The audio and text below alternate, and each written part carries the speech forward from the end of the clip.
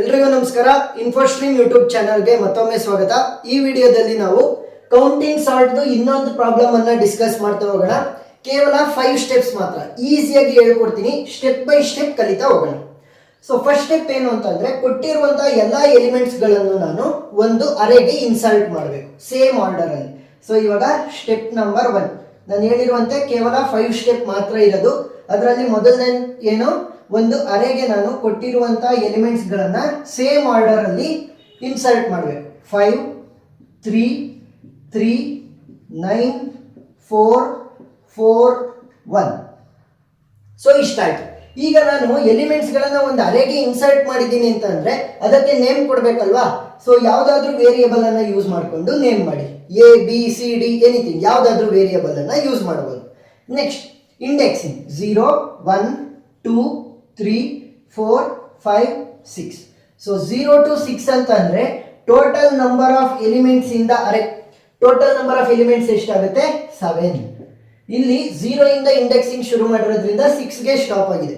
So ನೀವು count ಮಾಡಿಬೇಕಿದೆ 1 2 3 4 5 6 7. So total number of elements is equal to 7.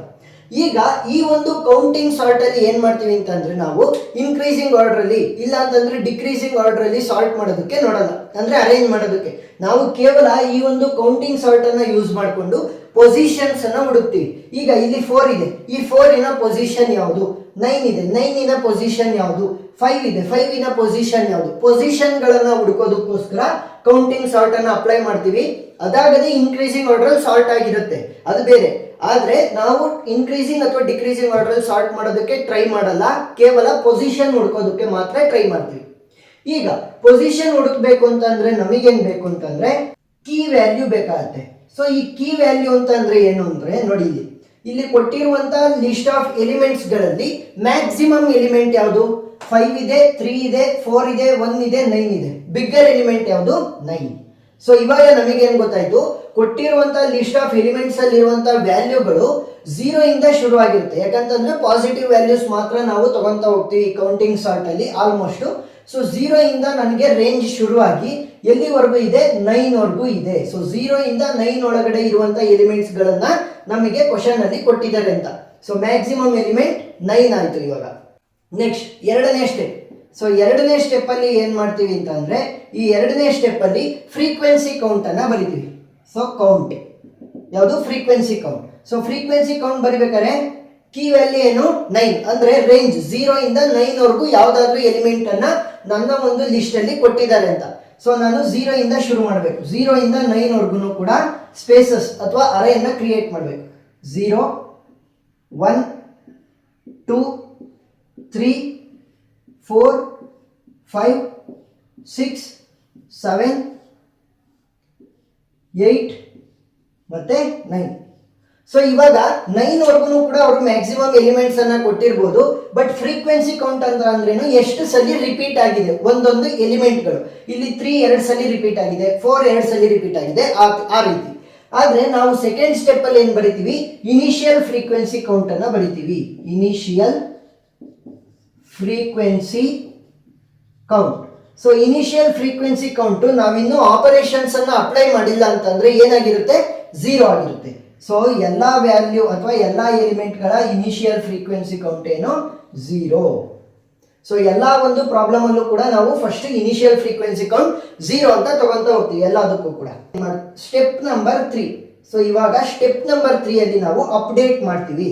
ಅಂದ್ರೆ ಎಷ್ಟು ಸರಿ ಒಂದೊಂದು ಎಲಿಮೆಂಟ್ ರಿಪೀಟ್ ಆಗಿದೆ ಅಂದ್ರೆ ಅವುಗಳ ಫ್ರೀಕ್ವೆನ್ಸಿ ಕೌಂಟ್ ಅನ್ನ ಅಪ್ಡೇಟ್ ಮಾಡ್ತೀವಿ. ಇವಾಗ ಸೇಮ್ ಅರೇಯನ್ನ ಕ್ರಿಯೇಟ್ ಮಾಡಿ ಮತ್ತೆ 0 1 2 3 4 5 6 7 8 9. ಇವಾಗ 0 ಇದೆಯಾ ಅಂತ ನೋಡಿ. ಕೊಟ್ಟಿರುವಂತಹ ಲಿಸ್ಟ್ ಆಫ್ ಎಲಿಮೆಂಟ್ಸ್ ಗಳಲ್ಲಿ 0 ಇದೆಯಾ? ಇಲ್ಲ. ಸೊ ಅದರ ಫ್ರೀಕ್ವೆನ್ಸಿ ಕೌಂಟ್ 0ನೇ ಆಗಿರುತ್ತೆ. ನೆಕ್ಸ್ಟ್ 1 ಇದೆಯಾ ಈ ಒಂದು ಲಿಸ್ಟ್ ಅಲ್ಲಿ? ಎಸ್ 1 ಇದೆ. ಎಷ್ಟು ಸರಿ ಇದೆ? ಒಂದೇ ಸರಿ. ಸೊ 1. ನೆಕ್ಸ್ಟ್ 2 ಇದೆಯಾ ಇಲ್ಲಿ? ಇಲ್ಲ. ಸೊ ಅದರ ಫ್ರೀಕ್ವೆನ್ಸಿ ಕೌಂಟ್ 0. 3 ಇದೆಯಾ? ಎಸ್ 3 ಇದೆ. ಎಷ್ಟು ಸರಿ ಇದೆ? 2 ಸರಿ ಇದೆ. So frequency count will be 2.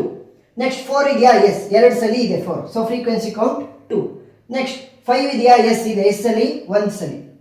6 ಇದೆಯಾ? ಇಲ್ಲ. 7 ಕೂಡ ಇಲ್ಲ. 8 ಕೂಡ ಇಲ್ಲ. 9 ಇದೆಯಾ? ಎಸ್. ಎಷ್ಟು ಸಲ ಇದೆ? ಒಂದು ಸಲಿ. ಸೊ ಇವಾಗ ನಾವು ಅದರ ಅಪ್ಡೇಟೆಡ್ ಫ್ರೀಕ್ವೆನ್ಸಿ ಕೌಂಟ್ ಅನ್ನ ಕೂಡ ಬರ್ದಿದ್ದೀವಿ. ಫ್ರೀಕ್ವೆನ್ಸಿ ಕೌಂಟ್ ಯಾವ್ದ್ರಲ್ಲಿ? Step number 3. ಈಗ 5 ಸ್ಟೆಪ್ ಅಲ್ಲಿ 3 ಸ್ಟೆಪ್ ಆಯ್ತು, ಇನ್ನ 2 ಸ್ಟೆಪ್ ಉಳಿದಿರೋದು. So step number 4. ಈ ಸ್ಟೆಪ್ ನಂಬರ್ 4 ಅಲ್ಲೂ ಕೂಡ ನಾವು ಕೌಂಟ್ ಅನ್ನೇ ಯೂಸ್ ಮಾಡ್ತಾ ಹೋಗ್ತೀವಿ. ಅಂದ್ರೆ ಫ್ರೀಕ್ವೆನ್ಸಿ ಕೌಂಟ್ ಅನ್ನ ನಾವು ಫ್ರೀಕ್ವೆನ್ಸಿ ಕೌಂಟ್ ಅನ್ನ ಯೂಸ್ ಮಾಡಬೇಕು. ನಾವು ಫ್ರೀಕ್ವೆನ್ಸಿ ಕೌಂಟ್ ಅನ್ನ ಯೂಸ್ ಮಾಡಿಕೊಂಡು ನಾನು ಪೊಸಿಷನ್ ಕಂಡುಹಿಡಿಬೇಕು ಅಂತ ಹೇಳಿದೆ ಅಲ್ವಾ? ಆ ಪೊಸಿಷನ್ ಕಂಡುಹಿಡಿಯೋದಕ್ಕೋಸ್ಕರ ಈ ಎಲ್ಲಾ ಎಲಿಮೆಂಟ್ಸ್ ಗಳಿಗೆ ಎಷ್ಟು ಸ್ಪೇಸಿನ ಅರೇ ಬೇಕಾಗುತ್ತೆ ಅಂತ ನಾವು ಕಂಡುಹಿಡಿದ್ವಿ. ಅಂದ್ರೆ 5th ಸ್ಟೆಪ್ ಅಲ್ಲಿ ನಾವು ಒಂದು ಅರೇನ ಕ್ರಿಯೇಟ್ ಮಾಡಿ ಇವುಗಳ ಪೊಸಿಷನ್ ಅನ್ನ ತೋರಿಸ್ಬೇಕು. ಈಗ ನಾವು 4th ಸ್ಟೆಪ್ ಅಲ್ಲಿ ಏನ್ ಮಾಡ್ತೀವಿ? ಆ 5th ಸ್ಟೆಪ್ ಅಲ್ಲಿ ಕ್ರಿಯೇಟ್ ಮಾಡಬೇಕಾಗಿರುವಂತ ಅರೇಯ ಸೈಜ್ ಅನ್ನ ಹುಡುಕ್ಬೇಕು. ಸೊ ಸೈಜ್ ಆಫ್ ಅರೇನ ಹುಡುಕ್ಬೇಕು. Size of array. So array size ಅನ್ನ ಯಾವ ರೀತಿ ಕಂಡುಹಿಡಿಯೋದು ನೋಡಿ. ಇವಾಗ ಸೇಮ್ ಕೌಂಟ್ ಇಂದು ಏನು ಅರೇ ಇತ್ತು ಅದನ್ನ ಕ್ರಿಯೇಟ್ ಮಾಡ್ಕೊಳ್ಳಿ. ಫಸ್ಟ್ 0 to 9, 0, 1, 2, 3, 4, 5, 6, 7, 8 ಮತ್ತೆ 9. ಸೊ ಇವಾಗ ಏನ್ ಮಾಡಬೇಕು? ಆಡ್ ಮಾಡ್ತಾ ಹೋಗ್ಬೇಕು. ಮೊದಲನೇದ್ರದ್ದು ಫ್ರೀಕ್ವೆನ್ಸಿ ಕೌಂಟ್ ಅನ್ನ ಅದೇ ರೀತಿ ಬರ್ಕೊಳ್ಳಿ. ನೆಕ್ಸ್ಟ್ ಆಡ್ ಮಾಡ್ಬೇಕು. 0 + 1 ವಿಲ್ ಬಿ 1. ಇವಾಗ ಅಪ್ಡೇಟೆಡ್ ಏನಾಯ್ತು? 1. 1 + 0 will be 1. 1 + 2 will be 3. 3 + 2 will be 5. 5 + 1 will be 6. 6 + 0 will be 6. 6 + 0 will be 6. 6 + 0 will be 6. 6 + 1 will be 7. So ಯಾವ ರೀತಿ? ಮೊದಲನೇದ್ರು ಫ್ರೀಕ್ವೆನ್ಸಿ ಕೌಂಟ್ ಸೇಮ್ ಬರಿಬೇಕು. ನೆಕ್ಸ್ಟ್ ಆಡ್ ಮಾಡ್ತಾ ಹೋಗ್ಬೇಕು. 0 + 1 will be 1. 1 + 0 will be 1. 1 + 2 will be 3. 3 + 2 will be 5. ಆ ರೀತಿ final ಅಲ್ಲಿ ನೋಡಿ 7 ಬಂದಿದೆ. ಈ 7 ಮತ್ತೆ total number of elements same ಇದ್ರೆ ನೀವು ಕರೆಕ್ಟ್ ಆಗಿ ಸಾಲ್ವ್ ಮಾಡಿದೀರಾ ಅಂತ. ಇಲ್ಲಿ ಮತ್ತೆ ಇಲ್ಲಿ ಎರಡರ ಕಡೆನೂ ಕೂಡ ಸೇಮ್ ನಂಬರ್ ಬರಬೇಕು. Total number of elements must be equal to size of the array. ಇವಾಗ ನಾವು 7 ಎಲಿಮೆಂಟ್ಸ್ ಅನ್ನ ಕೂರಿಸುವಷ್ಟು ಸೈಜಿನ ಒಂದು ಅರೇ ಅನ್ನ ಕ್ರಿಯೇಟ್ ಮಾಡೋಣ 5th ಸ್ಟೆಪ್ ಅಲ್ಲಿ. So step number 5 last step. ಇದು ಒಂದು ಅರೇನ ಕ್ರಿಯೇಟ್ ಮಾಡಬೇಕು with the size of 7. So 0 ಇಂದ ಇಂಡೆಕ್ಸಿಂಗ್ ಶುರು ಮಾಡಿ. 0, 1, 2, 3, 4, 5, 6. ಸೊ ಇವಾಗ ನೋಡಿ 0 to 6. 0 to 6 ಅಂತ ಅಂದ್ರೆ ಟೋಟಲ್ 7 ಎಲಿಮೆಂಟ್ಸ್ ಅನ್ನ ಕೂರಿಸಬಹುದು. 1, 2, 3, 4, 5, 6, 7. 0 ಇಂದ ಶುರು ಮಾಡಿರೋದ್ರಿಂದ 6 ಗೆ ನಾವು ಎಂಡ್ ಮಾಡಬೇಕಾಗುತ್ತೆ. 0 to 6 ಅಂತ ಅಂದ್ರೆ ಇನ್ ಟೋಟಲ್ 7 ಎಲಿಮೆಂಟ್ಸ್ ಅನ್ನ ನಾನು ಇಲ್ಲಿ ಪ್ಲೇಸ್ ಮಾಡಬಹುದು ಅಂತ ಅರ್ಥ ಆಯ್ತು. ಈಗ ಯಾವ ರೀತಿ ಪ್ಲೇಸ್ ಮಾಡಬೇಕು ಅಂತಂದ್ರೆ ಫಸ್ಟ್ ಇದಕ್ಕೊಂದು ನೇಮ್ ಅನ್ನ ಕೊಡೋಣ. ಇಲ್ಲಿ ಎ ಅಂತ ಕೊಟ್ಟಿದ್ದೆ, ಇದು ಔಟ್ಪುಟ್ ಅರೇ. ಸೊ ಔಟ್ಪುಟ್ ಅರೇಯಲ್ಲಿ ನಾವು ಪೊಸಿಷನ್ಸ್ ಅನ್ನ ತೋರಿಸ್ತಾ ಹೋಗ್ತೀವಿ. ಸೊ ಪೊಸಿಷನ್ಸ್ ಅನ್ನ ತೋರಿಸೋದಕ್ಕೆ ಬಿ ಅಂತ ನೇಮ್ ಮಾಡಿದ್ದೀನಿ. ಇವಾಗ ಒಂದೊಂದೇ ಎಲಿಮೆಂಟ್ ಪೊಸಿಷನ್ ಅನ್ನ ಹುಡ್ಕೋಣ. ಇಲ್ಲಿ ಸ್ಟೆಪ್ ನಂಬರ್ 1 ಅಲ್ಲಿ ಏನ್ ಇಂಡೆಕ್ಸ್ ವ್ಯಾಲ್ಯೂ ಇದೆಯಲ್ಲ ಅದನ್ನ ಕ್ರಾಸ್ ಔಟ್ ಮಾಡ್ಕೊಂಡ್ರಿ. ಯಾಕೆ ಕ್ರಾಸ್ ಔಟ್ ಮಾಡ್ಕೊಂಡೆ ಅಂತಂದ್ರೆ ಸ್ವಲ್ಪ ಕನ್ಫ್ಯೂಷನ್ ಆಗ್ಬಿಡುತ್ತೆ ಪ್ರಾಬ್ಲಮ್ ಸಾಲ್ವ್ ಮಾಡ್ಬೇಕಂದ್ರೆ, ಅದಕ್ಕೋಸ್ಕರ ಕ್ರಾಸ್ ಔಟ್ ಮಾಡ್ತೀನಿ. ರೈಟ್ ಹ್ಯಾಂಡ್ ಸೈಡ್ ಇಂದ ಲೆಫ್ಟ್ ಹ್ಯಾಂಡ್ ಸೈಡ್ ಬನ್ನಿ. ಮೊದಲನೇ ಎಲಿಮೆಂಟ್ ಯಾವುದು? 1. ಸೊ 1 ಅನ್ನ ನಾನು 4th ಸ್ಟೆಪ್ ಅಲ್ಲಿ ಹುಡುಕ್ಬೇಕು. 1 ಎಲ್ಲಿದೆ? ಇಲ್ಲಿದೆ. ಸೊ ಅದೇನ್ ತೋರಿಸ್ತಾ ಇದೆ? 1 ಅನ್ನ ಒಂದನೇ ಇಂಡೆಕ್ಸಿಗೆ ಕೂರಿಸು ಅಂತ ಹೇಳ್ತಾ ಇದೆ. ನಾನು 1ನೇ ಇಂಡೆಕ್ಸಿಗೆ ಕೂರಿಸಲ್ಲ, ಒಂದು ಕಡಿಮೆ ಇಂಡೆಕ್ಸಿಗೆ ಕೂರಿಸ್ತೀನಿ. ಅಂತ ಅಂದ್ರೆ 1 - 1 ವಿಲ್ ಬಿ 0. 0th ಇಂಡೆಕ್ಸಿಗೆ ನಾನು 1 ಅನ್ನ ಕೂರಿಸ್ತೀನಿ. ಯಾಕೆ ಅಂತ ನಿಮಗೆ ಗೊತ್ತಾಗ್ತಾ ಹೋಗುತ್ತೆ. 1 ಯಾಕೆ ರೆಡ್ಯೂಸ್ ಮಾಡ್ತಾ ಇದ್ದೀನಿ ಪೊಸಿಷನ್ ಅನ್ನ ಅಂತ. ನೆಕ್ಸ್ಟ್ ಯಾವುದು? 4. ಸೊ ಇವಾಗ 4 ಅನ್ನ ಕೂರಿಸಬೇಕು. 4 ಇಲ್ಲಿದೆ. 4 ಏನ್ ಹೇಳ್ತಾ ಇದೆ? 5th ಪೊಸಿಷನ್ ಕೂರಿಸು ಅಂತ ಇದೆ. ನಾನೇನ್ ಮಾಡ್ತೀನಿ? ಒಂದು reduce. 5 - 1 will be 4. So 4th ಪೊಸಿಷನ್ಗೆ ನಾನೇನ್ ಮಾಡ್ತೀನಿ? 4 ಅನ್ನ ಕೂರಿಸ್ತೀನಿ. ನೆಕ್ಸ್ಟ್ ಮತ್ತೆ 4 ಬರ್ತಾ ಇದೆ. ಆ 4 ಎಲ್ಲಿದೆ? ಇಲ್ಲಿದೆ. 4 ಏನ್ ಹೇಳ್ತಾ ಇದೆ? Updated value 4. So 4th position ಕೂರಿಸು ಅಂತ ಇದೆ. ನಾನು ಒಂದು ರೆಡ್ಯೂಸ್ ಮಾಡ್ತೀನಿ. 4 - 1 ವಿಲ್ ಬಿ 3. ಸೊ 3rd ಪೊಸಿಷನ್ಗೆ 4 ಅನ್ನ ಕೂರಿಸಿದೆ. ನೆಕ್ಸ್ಟ್ 9 ಅನ್ನ ಕೂರಿಸ್ಬೇಕು.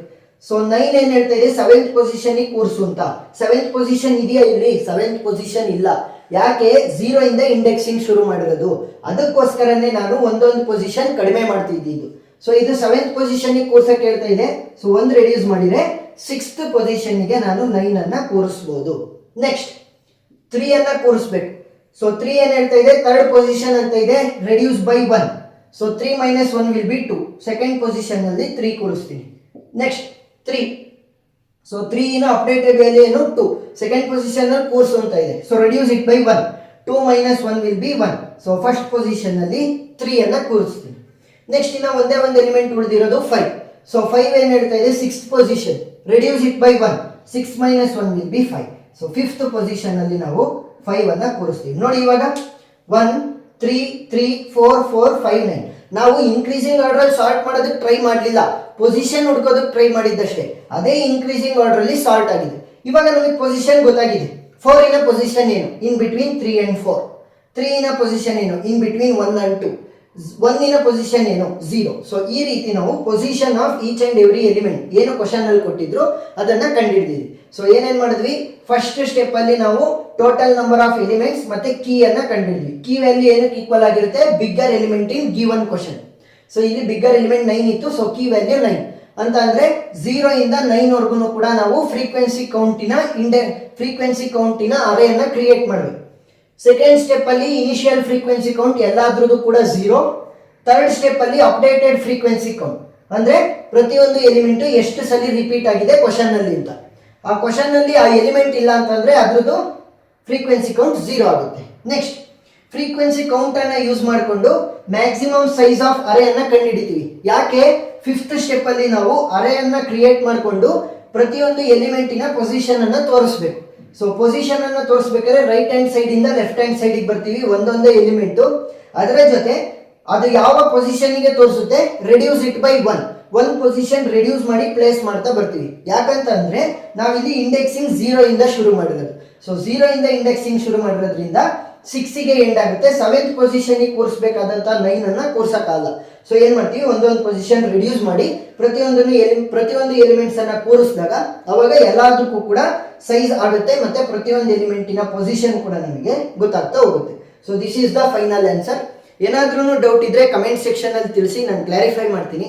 ವಿಡಿಯೋ ಇಷ್ಟ ಆಗಿದ್ರೆ ಸಬ್ಸ್ಕ್ರೈಬ್ ಆಗೋದನ್ನ ಮರಿಬೇಡಿ. ಮತ್ತೆ ಇನ್ನೂ ಜಾಸ್ತಿ ಪ್ರಾಬ್ಲಮ್ಗಳ ಲಿಂಕ್ ಅನ್ನ ನಾನು ಡಿಸ್ಕ್ರಿಪ್ಷನ್ ಅಲ್ಲಿ ಕೊಟ್ಟಿರ್ತೀನಿ, ಕೌಂಟಿಂಗ್ ಸಾಲ್ವ್ದು ನೀವು ನೋಡ್ಬೋದು. ಯಾಕಂತಂದ್ರೆ ಜಾಸ್ತಿ ಪ್ರಾಬ್ಲಮ್ ಸಾಲ್ವ್ ಮಾಡಿದಷ್ಟು ನಿಮಗೆ ಈಸಿ ಆಗ್ತಾ ಹೋಗುತ್ತೆ ಕಾನ್ಸೆಪ್ಟ್. So thank you.